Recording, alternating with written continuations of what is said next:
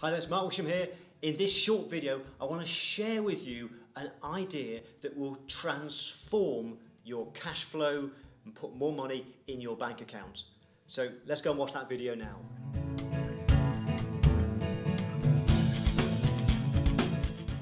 Okay, so in this video, I'm going to share with you a great way to transform your cash flow.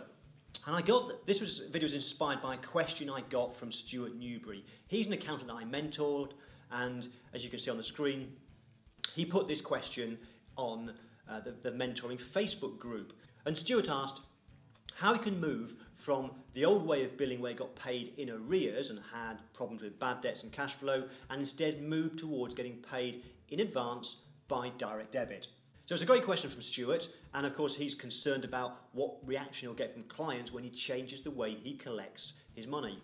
Now, this is something I talk to a lot of accountants about, and the accountants I work with have completely transformed their cash flow because they've moved away from getting paid in arrears to getting paid up front, and most accountants I work with now get paid on either standing order or direct debits, which is even more powerful still and very, very easy to do and set up. And if you want any more information about that, then ask me a question or email me and I'll tell you how to get started with direct debits. But the question that Stuart particularly asked was, how does he change from the old way to the new way and deal with any adverse reaction from his clients? Well, to answer that, let me explain with an example. And this is something that many firms that I work with would do. This is how they structure their payment process. So for example, if they've got a client that has a 30th of April year end, then they agree the fee at the time they finished the previous year's accounts, typically about 7 months before the year end. And what they do is they agree the fee and they get it paid on direct debit, paid monthly, and typically 7 payments are made in the 7 months leading up to 30th of April. 3 more monthly payments are made post the year end. So when the client gets to finalising the year end accounts, which many firms I work with aim to get the accounts done within 3 months. So imagine that today we're on the 31st of July now, we've just finished the client set of accounts and we're presenting them with, and you would then finalise and send them the invoice, for example. The firms I work with would by then have collected the entire fee by 10 months monthly instalments, 7 of them up to the year end and 3 afterwards. So the theory is that assuming they finalise the accounts 3 months after the year end, they've been paid in full. So no cash flow problems, no bad debts, no chasing money. But of course, the question that Stuart asked and the challenge is, okay, imagine that the client's year end is 30th of April, imagine it's 2014, and imagine today we're on the 31st of July 2014, we've just finalised the accounts, we've agreed a fee of £1,000 with the clients, and because we're doing things the old way, we now need to present that bill and the client's expected to pay the full £1,000 now. But what we also want to do is copy what the most successful firms are doing and agree the fee for next year, let's say it's £1,200 for next year's accounts, and get them to start paying that now over 10 instalments.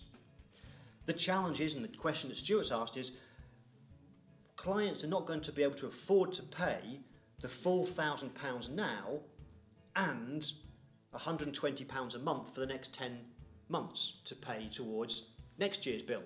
So how do we get around that was his question. And here's some thoughts for you on how some firms would do it. What some firms do is they would say to the client, look, the fee's at £1,000 this year, next year it should be £1,200. You need to start, because we've moved on to a new way of doing things, which means that you get a fixed price, you know what to pay, you know when it's due, you can spread the payments over monthly, which clients always love being able to spread their payments. It helps their cash flow, makes it more certain. But they then say, but obviously we need to have a catch-up process. So what we'll do, Mr. Client, is we'll allow you to pay this year's fee over 10 months completely free of interest. So you can pay that at £100 a month. So rather than having to pay the full £1,000 now, you pay £100 a month. So what the client's actually doing is they're paying a direct debit of this year in arrears, this year in advance. So they're paying £220 per month for the next 10 months. And that makes it much more affordable, and it makes it easier for them because they don't have to find the full £1,000 now. So they're happy with that process because they're paying £220 a month for 10 months is better than £1,000 now, which is what you would do under the old way of collecting the money once you finish the work.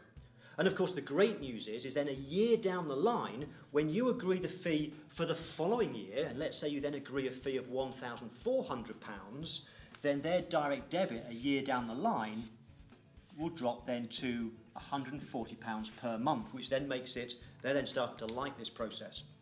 So that's how I would suggest you tackle it, and that's how many firms I work with tackle it when they transform from getting the client to pay all the fee when they bill them to paying in instalments in advance. Now, why 10 months and not 12 months? Well, that's entirely up to you. You could let the client pay monthly over 12 months or 10 months. The reason why many firms choose 10, and it could be 11 for the same reason, is the problem with 12 months, particularly if you're using standing order, and if you're getting paid every single month throughout the year, there's a temptation a year down the line to think, well, actually, I don't need to sit down with a client and have a fee discussion because he's paying me every month. And there's a temptation to become lazy, and what you might find is that it becomes the same monthly fee, month in, month out, for 2, 3, 4, 5 years down the line, until you realise that inflation's eaten away at that and you need to suddenly increase the fee by 20, 50%. Much better to get into the habit of having a fee discussion every single year. And that's why many firms get paid over 10 months, because it forces the accountant in those other 2 months to have a meeting with the client to agree and set up the fee for the following year's worth accounts. And I know some firms also then position this as a big benefit. So they say to the client, and one of the big benefits of this new arrangement is you get a 2-month payment holiday. So my final tip is, make sure when you do transform from the old way of getting paid in arrears to getting paid in advance, make sure in all of your conversations with the client, keep talking about what are the benefits. The benefits are they have certainty, they can spread their cash flow, they get a payment holiday, and when you transition to this arrangement, they won't have to find the full £1,000 because they can spread this at the same time as starting to pay for this following year's accounts and pay a figure that's much easier than the full £1,000. Anyway, I hope that helps to give you some thoughts on how you could move from getting paid in arrears to getting paid in advance, like many, many firms that I work with do very, very successfully, and they've completely eliminated debtors and bad debts. Now, if you'd like me to help you and help you to build a more successful, more profitable accounting firm, then I'd be delighted to work with you as a mentor, answer all of your questions.